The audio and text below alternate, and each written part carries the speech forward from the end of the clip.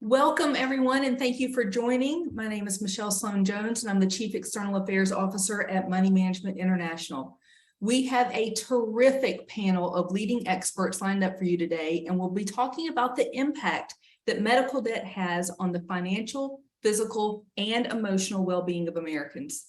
You know, at MMI, we thought it was important to bring this conversation to the table because through our day-to-day work with people across the nation who are working to overcome financial challenges, we recognize the outsized impact that medical debt can have, not only on the individual, but on the financial health of the whole household, and how the financial health of the household can impact outcomes for the patient.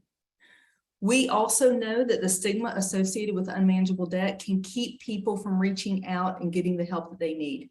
And it's our belief that by sharing these stories, including these related to medical debt, which is often viewed as a more permissible type of debt, that we can help alleviate the stigma of debt and open the door to help.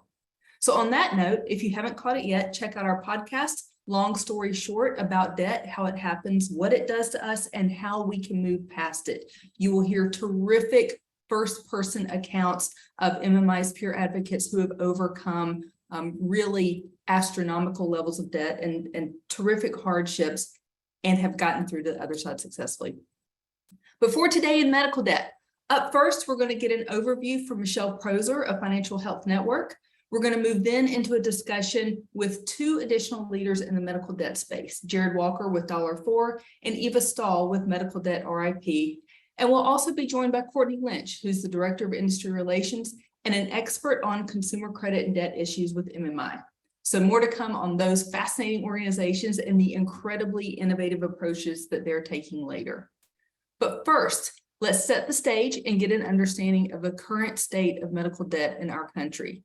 Michelle Proser is the Senior Director of Financial Health Network's Healthcare Market, where she's responsible for driving financial health forward through healthcare organizations. Michelle brings 20 years of experience in healthcare delivery, health services research, and health policy to her role. In addition to her really illustrious professional career, Michelle earned a doctorate and a master's of public policy with a focus on health policy from the George Washington University. Welcome, Michelle. Thank you, Michelle. I'm so excited to be here. So we're going to start with our slides. Here we go. So just a quick introduction of who is the Financial Health Network. So we've been around for 17 years with the mission of improving financial health for all. We believe that financial health comes about when your financial systems help you build resilience and pursue opportunities. We work across multiple sectors, so including the healthcare sector, to advance financial health and shape meaningful improvement in people's lives, particularly those that experience the most challenges. We do research, we work with businesses on validated measurement approaches. We also seed and accelerate innovation, among other things. Next slide, please. So with that, I'm going to start with a very brief overview of medical debt in terms of how big of a problem it is in the United States. Next slide, please. So medical debt is the #1 most common past due bill that consumers are contacted about by debt collectors. We know that as of last year, 58% of all bills and collections and on people's credit reports are for medical bills. That's compared to the second most common, telecommunication debt, and that's only at 15%. So medical debt is quite common. Next slide, please. And as of right now, we're seeing it as an industry in terms of dollars, over $140 billion worth in debt right now. And of course, it's important to point out that medical debt is unlike so many other kinds of debt because it's often unexpected. Next slide, please. So we know from a national survey that 4 in 10 are currently reporting they have some form of healthcare debt. And when you look at the specifics, about 1 in 4 have medical or dental bills that are past due or they're unable to pay. And almost as many have bills that they're paying off over time. What's also important to note about this slide is about 1 in 6 report using a credit card to pay those expenses, which is important because as they're paying for their health care, they may not have that debt officially, but they're accruing credit card debt instead. Next slide, please. So Who is impacted by medical debt? We're seeing very disproportionate impact. So those with lower incomes, people who have children, people of color and women are more likely to have medical debt. We also see medical debt quite commonly in people with chronic illness, people with disabilities, and the uninsured. 71% of all uninsured have or had medical debt, but it's also quite common among the insured. 61% of all people who have insurance report medical debt. And about 2/3 of those with medical debt report that when they got that debt, they were insured at the time. Next slide, please. So debt typically is not large. About 1/3 of adults owe less than $1,000. And if you compare that to other research showing that about 1/3 of adults report difficulty paying for an unexpected expense of $400, it really speaks to how precarious many people's financial situations are before they even accrue medical debt.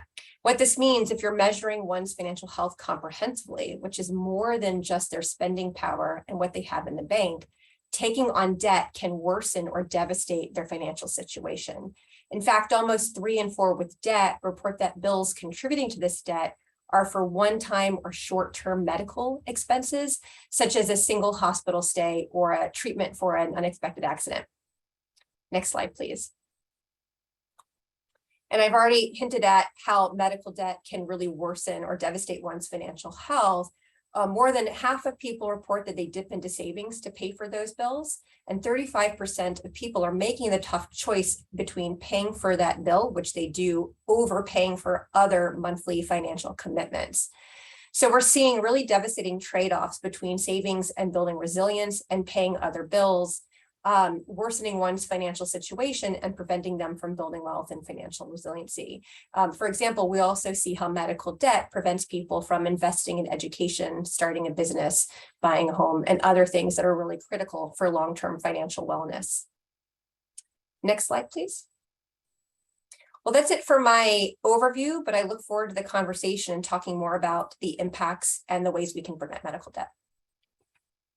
Terrific. Thank you, Michelle. And I know through the research that you've done with Financial Health Network that you just have a tremendous amount to share. And so at the end of our presentation today, we are going to put up the websites for everyone who's participating today. So I would encourage everyone watching this to reach out if there's an interest afterward in learning more or connecting to get more information from experts such as Michelle. So thank you, Michelle. That was terrific. So we are going to now move into our panel discussion. And thank you again, everyone, for joining us today. We will be introducing to you Jared Walker, Eva Marie Stahl, and Courtney Lynch. Jared is the founder of $4, which is an organization that was born out of a desire to help folks in medical crisis after watching his own family's experience. With a firm belief that a medical crisis should not lead to a financial crisis, Jared's on a mission to crush as many medical bills as he can while educating patients and empowering patient advocates. Also with us today is Eva Stahl, the Vice President of Public Policy at RIP Medical Debt, where she oversees development and implementation of RIP Medical Debt's policy work and works closely with RIP staff to ensure that the beneficiaries' voices and experiences are centered in solutions that address the medical debt crisis. And third up is Courtney Lynch. Courtney is Director of Industry Relations at MMI, where he helps promote financial wellness in underbanked and underserved communities by leveraging partnerships to deliver high-touch care at scale. Thank you all for being here with us today. So we know that medical debt is hurting households. We just heard from Michelle that 4 out of 10 have some level of medical debt that they're working to overcome. And thinking about medical debt in sort of 2 distinct buckets. One is how can we address existing medical debt, and the other is how we can help prevent it in the future. Jared, perhaps starting with you first, we can talk about existing medical debt. I know that you're working on the remediation side of the equation. Can you tell us a bit more about how your organization, $4, is helping its clients with medical debts?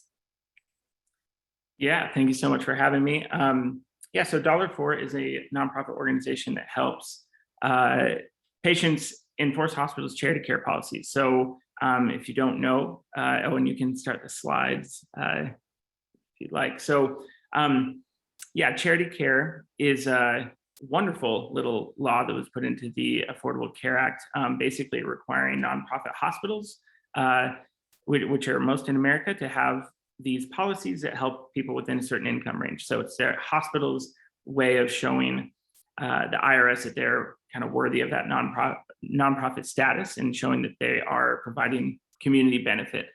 So if you are within a certain income range, the hospitals will actually waive your medical bills. And you can go to the next slide. The problem is that nobody knows about it. So we have millions and millions of people that are declaring bankruptcy or on payment plans for bills that they do not have to pay, which is extremely frustrating. So $4, you can go to the next slide. We're an organization that we advocate for patients. We try to empower patients to do this on their own. So a patient can reach out to us. We have a database of every hospital in the country and their financial assistance information. So a patient can come to us and put in their household size, income, what hospital holds the debt, how old the bill is, and then it will tell them if they're eligible or not. From there, they can do kind of a full service track where they would be connected to a patient advocate or a volunteer. We have tech support, and we would walk them through the process, fill out the paperwork, send it into the hospital. But if they want to take that info and run, they can sign up for the self-advocacy track. We give them all the tips, tricks, and tools to do it themselves. And if they have questions along the way, they can ask. So that is what we do. It's a process. It's not easy to get approved for financial assistance or charity care at a hospital, but most hospitals have these policies, and you just have to find them, which is why we exist, to try and make that a little easier. You can go to the next slide. It's kind of this weird thing where I will talk about, charity care and financial assistance, and people think like, well, that's too good to be true, right? Like, there's no way a hospital is just going to waive my bill. And but it works. We just hit $18 million in medical debt relief. So it works. That's for people all over the country, every state. And it's this is just one example. We get messages like this every day of people saying, hey, my medical bills were just waived. I got a letter in the mail. So if people want more information or have medical bills, you can go to $4.org. And if you want to go straight to that eligibility screener, $4.org/help will take you right to the screener. You can put in your information and see if you're eligible. And then we will advocate for you and try and get the medical bill to go away. So that is how $4 is trying to help patients with medical debt. That's terrific, Jared. And I know when we were talking earlier, because we've been well aware of the tremendous work being done by you and your organization for a long while now. You said how some people don't, even if they are, so we know awareness is a problem, right? So everyone isn't aware that charity care exists at the hospital. But even if you have some awareness that exists, people may think that they don't qualify because, oh, I probably make too much money. And sometimes they are mistaken in that. Will you talk about that just a little bit? Yeah, absolutely. I think that's one of the biggest misconceptions about it is there's no way that I would qualify. A lot of people think, because I don't qualify for food stamps or some other benefit, I don't qualify for this. And these policies are usually much more generous. So, for example, I am in the Pacific Northwest. Every hospital in Oregon and Washington will waive 100% of your medical bills if you're at or below 300% of the federal poverty guidelines. And then they usually have a sliding scale for discounted care from 300 to 400%. I have seen hospitals, in where the cost of living is higher, New York, San Francisco, I've seen those hospitals go up to 800% of the federal poverty guidelines. So every hospital is going to have their own policy, which is frustrating. It's like nothing is standardized about this, but once you can dig into the policy and see if you're eligible, I think a lot of people would be surprised. So yeah, I always tell people there's no harm in trying. Like, fill it out, see if you're eligible. Yeah, great. Definitely one terrific tool for the tool belt there. Thank you, Jared. Thank you. Eva, I know that RIP medical debt comes at this from a bit of a different angle, and I wonder if you can tell us about what your organization offers and why you've taken that particular approach to addressing unaffordable medical debts. Sure. So thanks for having me. It's great to be here. And, you know, if Jared is the first stop on the medical debt train, we are certainly the last. So if you'll pull up my slides, I can walk you through a little bit about what we do at RIP Medical Debt. Next slide. So this gives you a little bit of a visual of how we do our work, but we are a national nonprofit. We're committed to abolishing medical debt for people facing financial hardship. As Michelle rightly pointed out, medical debt prevents millions from achieving financial stability. And importantly, it subjects them to emotional anguish and mental health issues and stress.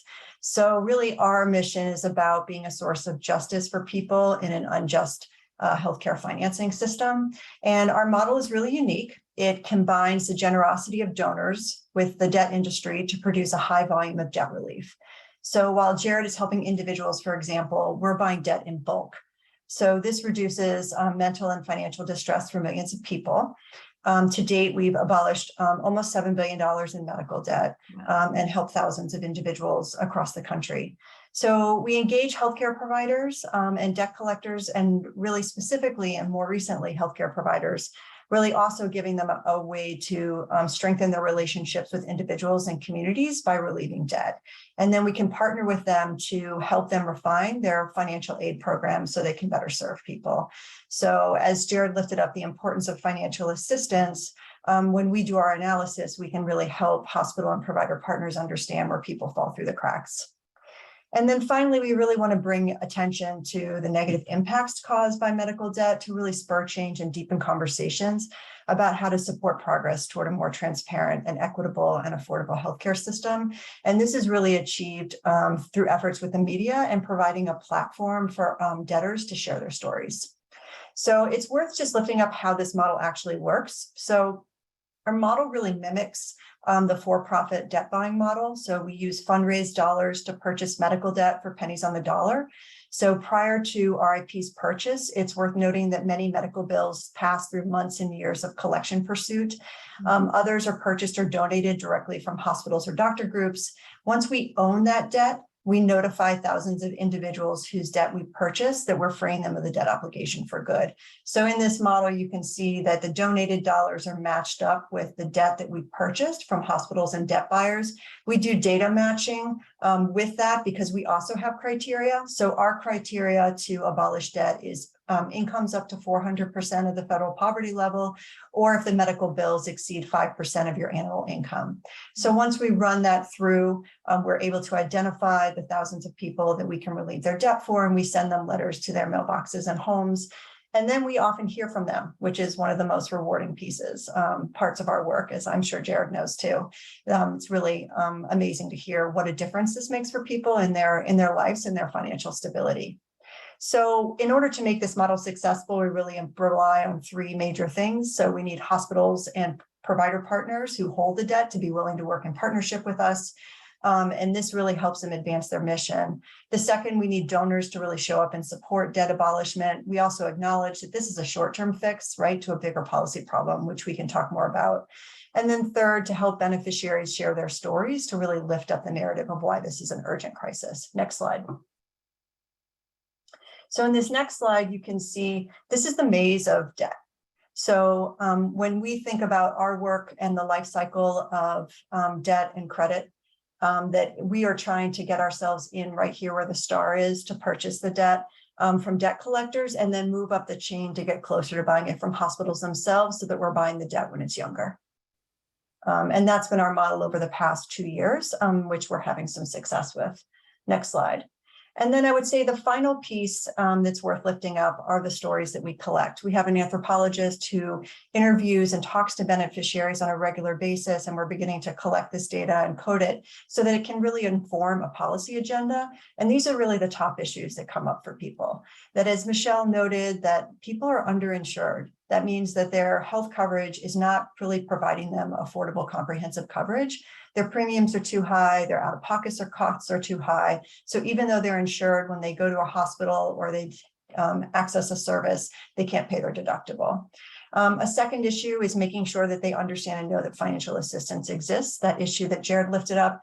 And the third is making sure that we are trying to curb extraordinary collection actions like wage garnishment and litigation in order to protect people from further harm.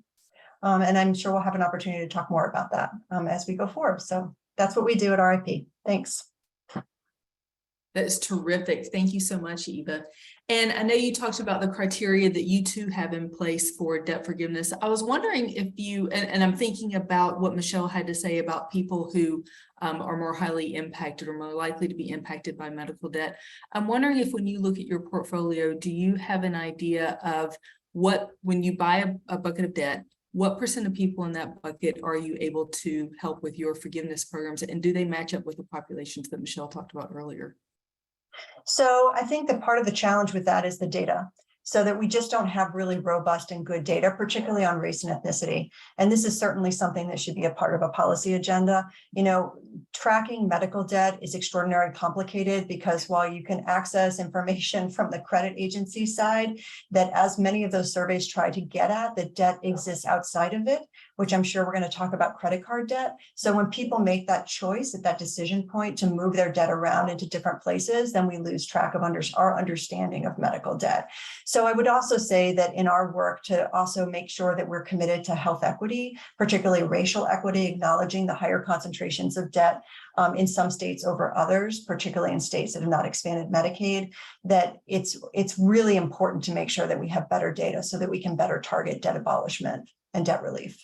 Yep. I thought the lack of transparency in the data as it moves through a really complicated system was going to be one of the challenges there. So yes, thank you for helping to tease that up and highlight that, Eva. So Courtney, Eva just set you up for that because she knows that credit cards are going to be part of this conversation. But I wanted to turn to you and get your input on how do you see medical debt as part of the larger debt picture, and how does medical debt affect, for example, credit card debt, household debt, overall, the family financial systems? Yeah, thank you, Michelle. Great question. I'm more than happy to answer. So just from my time here at MMI, I know that we've used credit report data that we've collected from over 7,500 clients that we've counseled. And we've seen that these clients have accumulated nearly 16,000 separate medical debts, totaling over $23 million in the past 5 years. And we know that that's a serious undercount because the report data doesn't show medical expenses that were paid in payment plans or that were paid through credit cards or loans. It also doesn't include buy now, pay laters that are increasingly promoted in medical billing departments. And we even took it a step further. So using our voice analytics systems, we evaluated all conversations for a 2-week period and noticed that medical debts were mentioned in 10% of those conversations during that time frame. This, of course, does not include any other type of reference that indicates medical debt, such as sickness or a specific illness. Say all that to say that medical debt is a large part of the debt picture. It impacts credit card debts by increasing it. It impacts the overall debt because a portion of the household income must now be allotted to cover those expenses. Yeah. Yeah, thank you, Courtney. And I know in terms of that underreporting, you know, we know that pre-pandemic, about 22% of the people who came to MMI for financial counseling listed medical debt as the reason they were reaching out for help with their financial challenges. But I think that changed some during the course of the pandemic. You want to talk a bit about that, Courtney? Yeah, so during the pandemic, that number actually decreased to 14%. I believe it was in 2020, excuse me. But then in 2021, we saw that number increase back up to 18%, where as of right now, we've increased back to the 21% percentage, excuse me. So we see that relief that they were receiving during the pandemic really helped out a lot. But now that things are kind of getting back to the new normal, we're seeing those numbers increase with the medical debt. Yeah, I thought that was really interesting that the relief programs that we saw people so desperately need and benefit from that were available during the pandemic actually took some of the pressure off their overall financial picture, which included medical debts. But now that those relief programs are ending, the pauses on payment requirements are ending, we're starting to see the calls related to medical debts go back up, and we're right where we were pre-pandemic. So I thought that was a really interesting picture. And at 22% calling explicitly for that, that is a significant mark. And we know as we go through the counseling process and we're reviewing credit card debts, reviewing consolidation loans, we're helping people build their household budget, that medical debt is coming up much more frequently than even just the 22% who have pinpointed that as the issue. So I think we can safely say providers don't want to make this hard, right? Providers aren't out to cause people to have to file for bankruptcy, which we know happens often from medical debt. And even among people who are insured, it is a leading cause of claims for bankruptcy. So we know that the providers don't want to make this hard. But so why then is it so hard? I know many of us are trying to work farther upstream. RIP, you're buying debt from the medical systems instead of for collections. $4, you're trying to reach people closer to the provision of care. What do you see that makes this so difficult? And what I'm really trying to get at is, how do we all work collectively to reach people further upstream? And what are the barriers that you see that keep that from happening?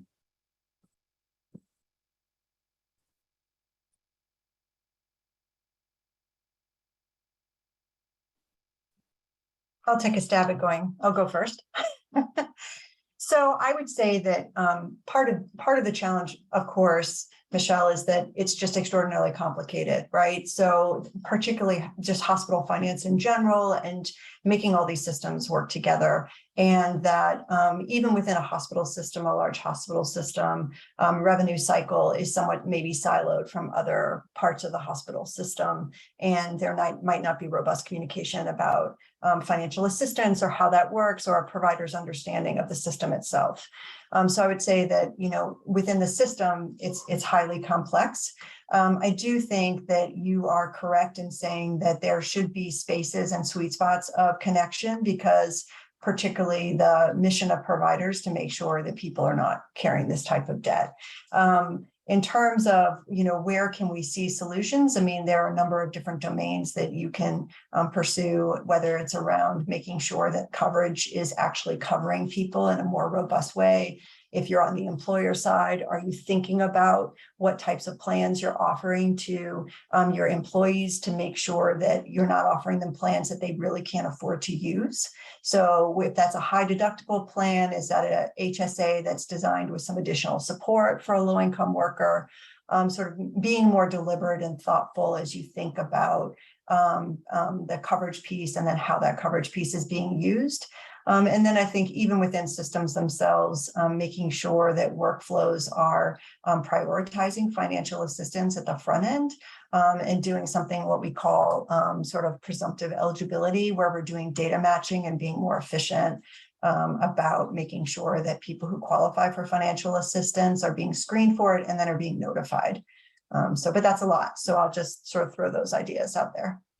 That's terrific. And I know at presumptive eligibility, I saw Jared's head shake, and I thought that might be a direction that he would go as well. So Jared, what are your thoughts about challenges and how we better move the solutions farther upstream? Yeah, I think, I mean, the presumptive eligibility is a huge factor. And this is all through the lens of charity care. I won't speak to anything else because I'm not an expert on any of that, but it's, I mean, it's not known, it's not accessible. And I think that, you know, the hospitals are able to make these policies, and then it's really like, they're just not doing a great job of getting the info out there.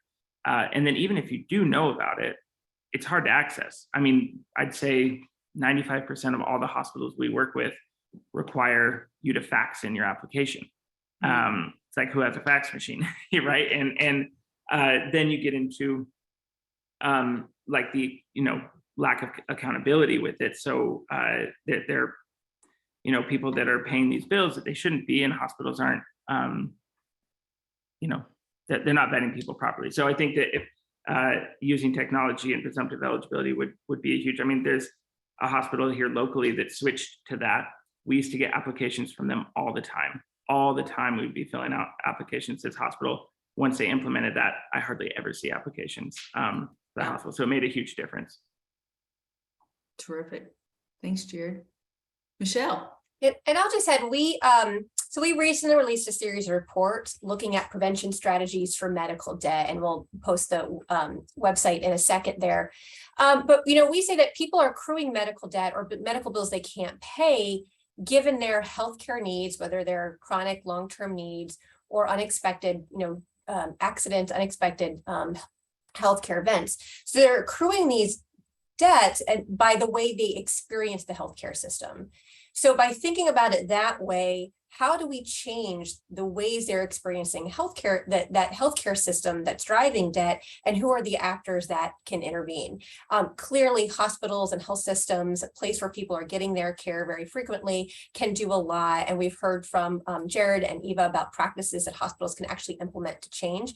We also think there's a role that employers sponsoring health insurance and health plans themselves play in changing those products and services in ways that mitigate debt or mitigate the ways they're actually accruing debt. And so our series of reports look at those three stakeholders and find there are three target areas across all of those stakeholders where they can actually intervene before consumers or patients are at risk of medical debt.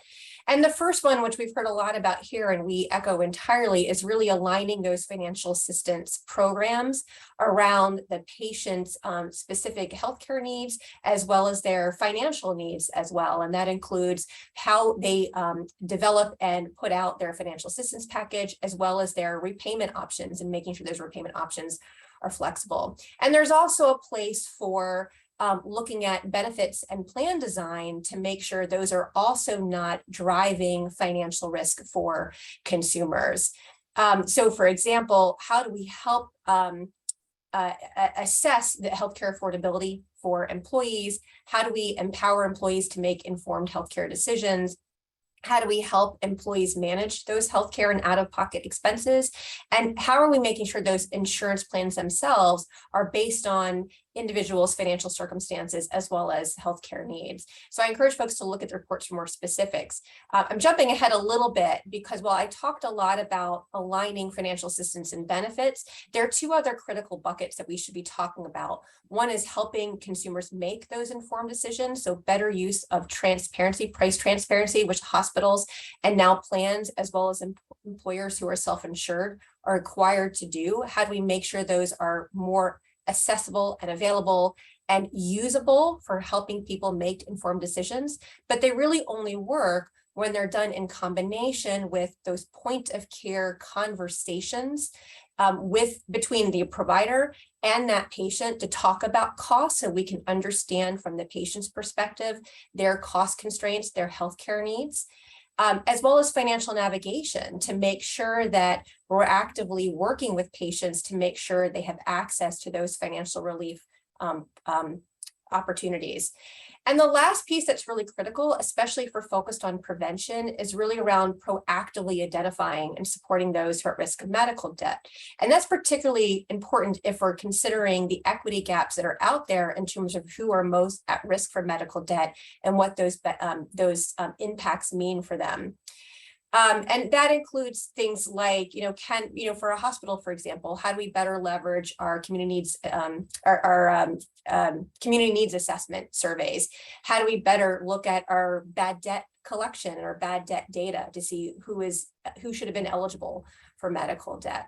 And there's a lot too that plans and employers sponsoring insurance can do to look at their members and their employees to really understand their risk versus their healthcare needs.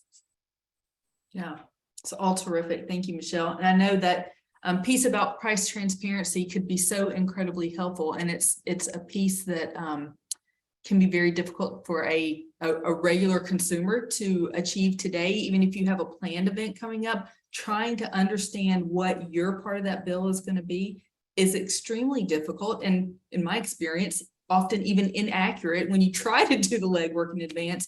But we also know, as we talked about earlier, that so many medical events are unexpected. So the concept of shopping around for the best price That doesn't really apply when you're being loaded into an ambulance or you've had a life-changing diagnosis suddenly dropped into your lap. Similarly, you know, we have heard feedback about health savings accounts, and some of while I'm grateful that those programs exist, we also know there are shortfalls there. You know, again, if you're not anticipating a catastrophic event, you haven't put in the maximum amount, and you're not going to put in the maximum amount if you're concerned you're not going to make the spend, and then you would lose that contribution. So clearly some challenges with the way that is set up also. I would just pitch one more piece of feedback that we get from folks that we help, which is that oftentimes too, people don't know how to navigate their health insurance or how to enroll. And so I think that another sort of forgotten little piece of this is making sure that, you know, the navigator and enroller network is one that also is a known entity as well, because often people don't know that there is help out there to shop for health insurance through the Affordable Care Act, and to be able to find robust coverage options that are often subsidized and supported, particularly in light of what happened during COVID with even more enhancements. So it's just worth lifting up that piece of it, and that consumer assistance programs do exist in a number of states across the country that can provide that service, in addition to helping with any challenges around appeals or other frustrating bill issues that maybe if they don't understand. Yeah. You know, it's really interesting you say that, Eva, because there are just so many parallels with medical debt and also all other kinds of financial challenges people are working to address.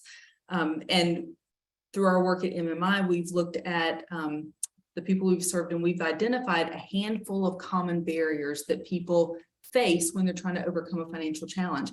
And difficulty and lack of experience navigating bureaucratic systems is right there at the top of the list. So if that's something that you're not experienced with, or that you haven't had great experience with in the past, it hasn't been successful for you or for people that you know, you likely aren't going to make the effort to go through that challenging bureaucratic path to get the assistance that is in fact due to you. So good call out there. So I also want to turn this over to anyone on the panel who wants to respond. I think there's going to be a lot to say on this, but what do we know about the impact of medical debt on physical as well as mental and behavioral health? Because I think that's understanding that impact is an important part of understanding why addressing medical debt is so important for our nation. Michelle, I think I can chime in there. That's actually one of the questions that our counselors ask our clients when they have that unexpected expense.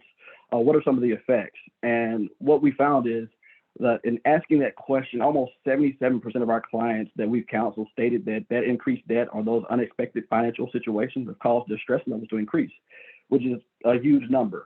And as we know, financially based decisions that people have to make related to healthcare when bills are unaffordable can lead to skipping appointments, foregoing medication and prescriptions, which further affect their health. So it's pretty a straightforward situation there. Yeah, thanks, Courtney. I would just also layer that, Courtney, too, with some of the stories that we hear from people about not just delaying care and having to do trade-offs, right? When you feel the financial stress and the burden of medical debt, but it's also, you know, I think that there is sometimes a breakdown in communication about whether or not these debts will be collected.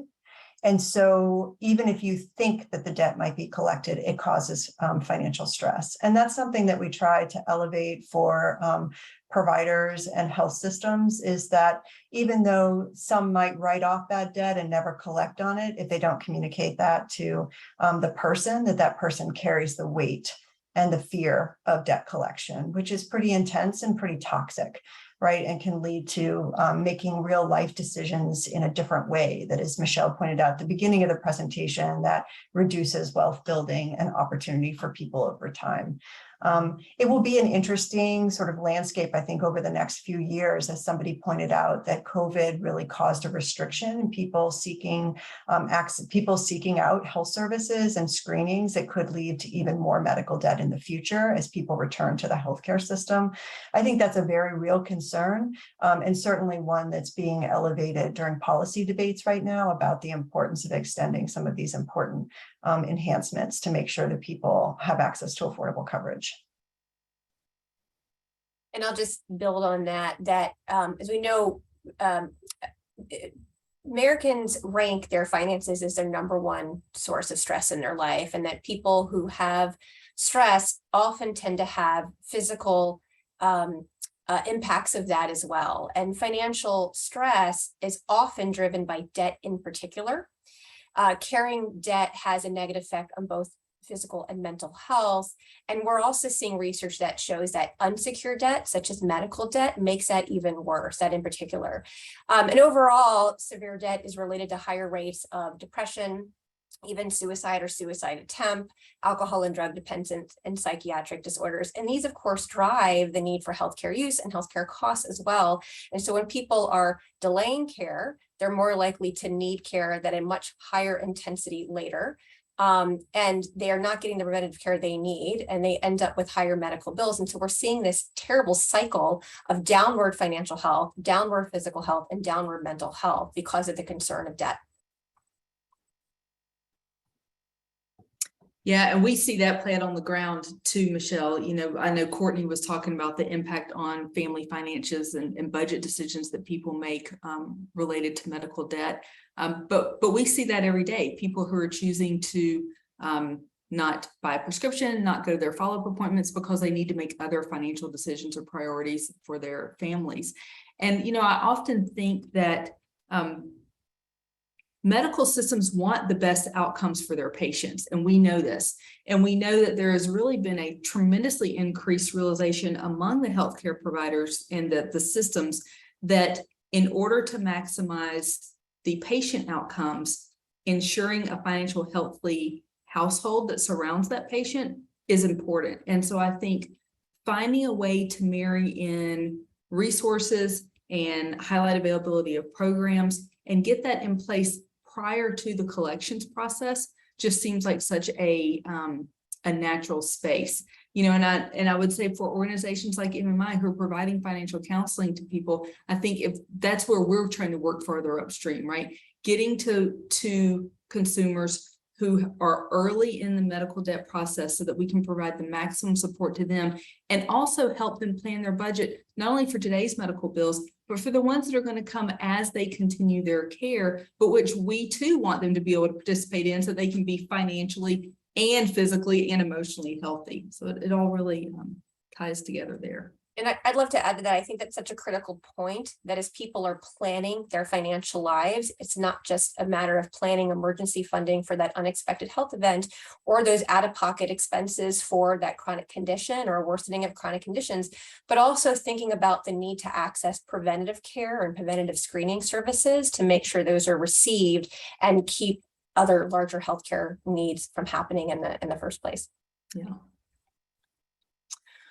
So let's maybe move our focus a bit more to prevention. We've hit on some of these a bit, I think, but let's move even further upstream and talk about how can we prevent unmanageable levels of medical debt. So I know we've heard from both Jared and Michelle already today that often medical debt starts as something that is unexpected, right? So we aren't typically planning for outsized medical issues to occur. But so understanding that these are often an unexpected expense and unexpected debt that's arrived in your financial life, what are some of the policy or procedural improvements that you all think could be made that would help ward off these debts before they even happen?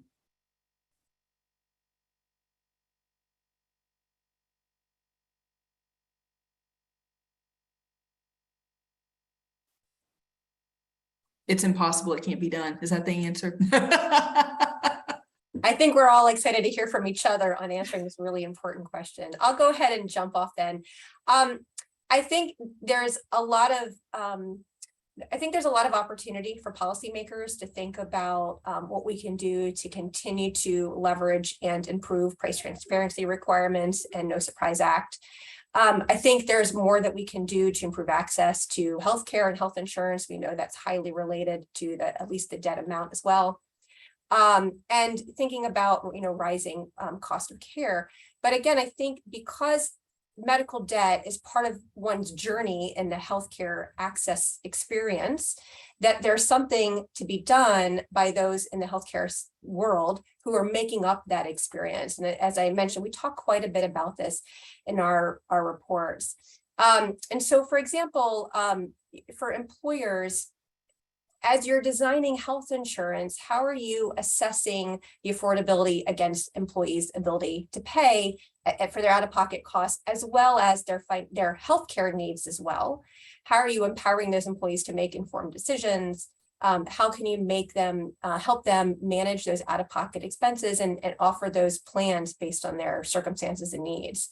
And insurers have a role to play as well in terms of supporting members in plan selection, really understanding key term. There's a lot of people who are afraid to access healthcare because they don't understand what will be covered or what won't be covered. Providing price transparency and really helping people understand their out-of-pocket expenses and out-of-pocket needs as well. And are there ways to reduce those out-of-pocket expenses, especially for those preventative services, which we talked about can help delay or prevent those more expensive, more intense healthcare needs as well, and improving claims adjustment and prior authorization process so that consumers are not stuck in the middle of a billing dispute between a hospital and insurer. And we're seeing some legislation start move toward, and some policy implementation now to start move to that. And of course, with hospitals, we've heard a lot about what they can do around their financial assistance and eligibility process.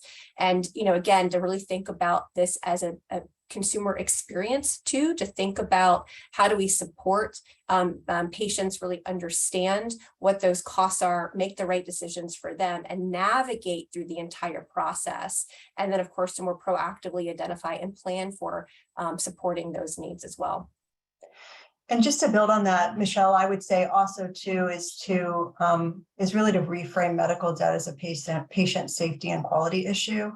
I mean, we've talked a lot today about the terrible strain and stress, and that debt is bad for your health, right? So you don't want to seek healthcare, and one of the results is that you actually have harmed your health even more. And so I do think that reframing could be a helpful way to sort of prompt some self-reflection around cultural and institutional shifts and about how we think about this problem. Because really, at the end of the day, when most Americans can't afford a surprise bill of $300-400, as has been reported in a number of different surveys, that we have a very financially fragile population. And so if we want to think upstream, we should also be thinking about how we can financially strengthen our individuals and our families, as well as provide them the proper supports for accessing, appropriate and affordable comprehensive coverage that they need. And there are a number of tools through which you can do that, whether it's how you design your plans, what you offer as an employer, if you're Congress, about how you determine an affordability scale for subsidies through the Affordable Care Act, if you're a state, whether or not you expand your Medicaid program. So I think it's about walking and chewing gum at the same time, and that we really have to push on all these different levers. Agree completely. Thank you, Eva. We have a couple of questions that came up in our Q&A. I think both of those have been answered by our panelists at this point, but I just want to tell people watching, if you have any additional questions, please do pop in. One of the questions was about how the credit agencies are not reporting medical debts that are less than $500, I believe also less than a year old. Does anyone on the panel want to expound upon that and the impact that they think that will have on consumers and the collections of medical debt? So as folks know, the big credit agencies came out with an announcement about how to address and sort of mitigate the harm of medical debt. In our experience in working with many debt buyers, is that sometimes this calculation for how it affects your credit has shifted. It depends on the credit agency or the debt collector, which is progress, because we don't want medical debt to be weighed the same as another type of debt. And with this particular decision, this $500 that went into effect in July is paid medical debt. So many people still have a ding on their credit for medical debt, even though that medical debt has been paid. And so this first action by the big three is to remove that paid medical debt. And that will help millions of people with their credit so that they can begin to move their lives forward. Thank you, Eva. And, I talked earlier about the handful of barriers that particularly low to moderate income households face when they're working to address a financial issue. And you just hit on the second one, which is access to credit. Because when you do have an impaired financial situation, you don't have access to credit, that really limits your options for addressing life events. So thank you for highlighting that. All right. We have just a minute here for a couple of more questions there's one here around what incentives there are to drive others towards the preventive tactics that you're talking about. And Michelle, I think you had some thoughts on this. Do you want to take that one? Sure, thank you. So first of all, I want to say I love Eva's framing about putting this in the context of safety and quality. And when we think of quality care, we also think of patient experiences. In fact, that is an actual measure that providers are held accountable when we're looking at them for quality of care, as well as insurers. And so we need to remember that billing and those out-of-pocket expense experiences are really part of patients' overall healthcare experiences. So when healthcare stakeholders, we've talked about hospitals and health systems, we've talked about insurers, we've talked about employers, when we're thinking about acting on it, what they're officially doing is improving patient experiences and access, and thereby improving wellness and outcomes and equity, and really delivering more value to patients. I mean, providers, for example, just want to focus on care delivery, and patients just want to focus on getting better. They don't want to focus on all the costs and the billing issues. Another reason why I think there's a case to be made here is that hospitals and health systems, especially, actually everybody does, employers as well as insurers, have the opportunity to continue to build trust with their patients or their members or employees, and build loyalty, and in doing that, you're increasing reputation, you're increasing retention, and you're being more competitive in your market area. And another reason is efforts to reduce medical debt among your communities served really expands on and deepens your commitments to health equity and addressing social determinants of health, which financial health and medical debt really are tied to. And the last one, there are some revenue efficiencies to be had here. So long-term and interest-free payments have been shown to increase repayment. And there have been studies of the use of financial navigators, for example, especially in cancer care settings, which is a very complex, costly, and longitudinally delivered service involving drugs and tech equipment and providers, right? And these patients have very high out-of-pocket costs, and the use of financial navigators here, they found that they've increased patient collections, they've reduced denied claims, and they've even reduced no-show rates. That is interesting, Michelle, because the use of long-term payment plans, we have seen something similar. So among the clients, those 22% who come to us saying medical debt is the issue, they look a lot like every other client that we serve, except their budget deficit is about $750 worse than our average client. However, they enroll and are successful on repayment plans at the rate of the rest of our client base. So that says to me that through financial counseling, through putting a long-term payment plan in place, you're able to steady the budget and put a payment plan together that can work for people over the long term, which we've also seen that people are more likely to pay their providers a larger portion of their bill than they have to, because they feel that connection to their healthcare provider. They're embarrassed, they don't want to offend them, they have great bedside manner, I have to see them again, all of those types of things. And so working on putting together a payment plan right sizes that monthly payment and makes it fit the overall financial picture a little better. And I would say the terms of those payment plans are really particularly important to make sure they're customized around that person's ability to pay along with their healthcare needs as well. So it's exciting to hear those results. Yeah, great. Yeah, So, and I would just say that you hit on something that I think is really, really important that people need to know, which is that people want to pay their bills. Yes. Right. And this idea that somehow people are not wanting to be accountable and responsible for paying their healthcare bills is completely false. And that's reinforced from all of our data, is that people feel awful. Yes, And that's part of the emotional anguish and stress, is because they so much want to pay these bills and feel shame, which absolutely. is tragic, right? Absolutely. We serve about 200,000 people annually, and every single one is coming to us because they have bills they can't afford to pay, but they want to find a way to do so. So, And these are not bills of choice, by the way. yep. Speed round. If you were to have one takeaway for our audience members today, what would it be? Michelle, we'll start with you. Sure. I would say increased focus on prevention, looking at health system change and how we deliver or how people experience the healthcare system. And there's a lot of room for innovation in there as well. Thank you. Jared? I would say charity care is the lowest hanging fruit to help patients right now with medical bills. Find out if you're eligible. Don't assume you're not. And if you need help, reach out to $4. Terrific. Eva? I would say that people should continue to tell their stories of medical debt and realize that it's an everyone issue. And while it does harm some more than others, it's really important to continue to communicate these stories and put pressure on stakeholders to come together and identify a shared agenda to make sure that we're moving the ball forward to help families and individuals across the country. Absolutely. Thank you. And Courtney? To piggyback off Eva, it's an everyone issue.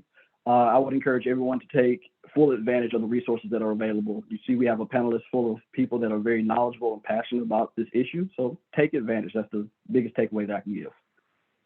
Thank you. Terrific. We can throw up now our slide where we're going to show everyone attending today how to reach MMI as well as all of our featured guests. Again, we hope you'll take advantage of this. We appreciate you joining today.